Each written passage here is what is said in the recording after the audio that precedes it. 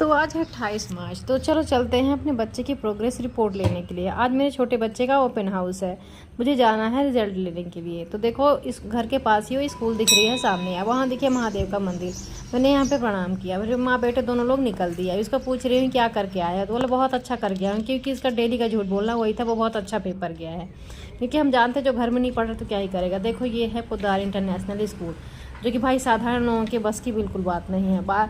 अब मैं तो साधारण से भी साधारण हूँ, पर मुझे लगा कि चलो बच्चे ही प्रॉपर्टी है, इनको पढ़ा लिखा लेंगे, कुछ करें या ना करें, बच्चे पढ़ लेंगे तो अच्छा ही रहेगा।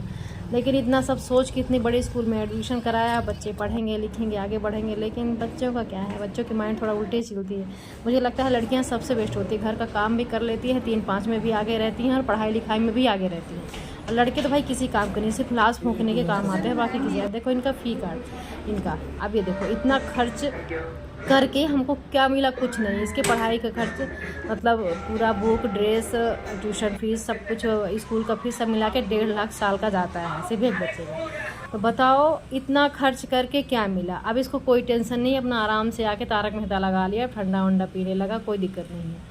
अब सोचा कि मम्मी 4 बात बोलेगी तो ला के बिस्किट पानी दे दिया, कुछ खा के ठंडे हो जाओ फिर बात करो।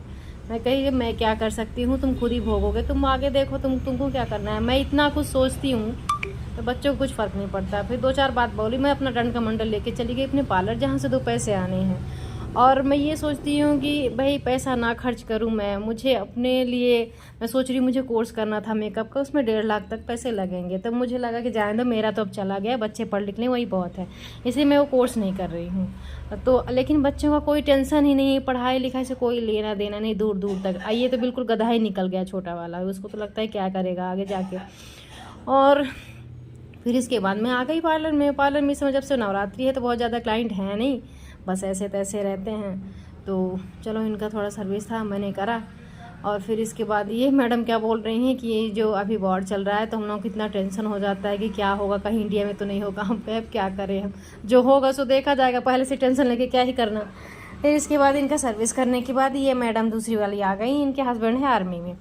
तो ये बोल रही हैं कि मैं पास में ही रहती हूँ, कभी कैंटीन में सामान वामान लेना हुआ तो चलना मेरे साथ। हम कहे हाँ हाँ बिल्कुल।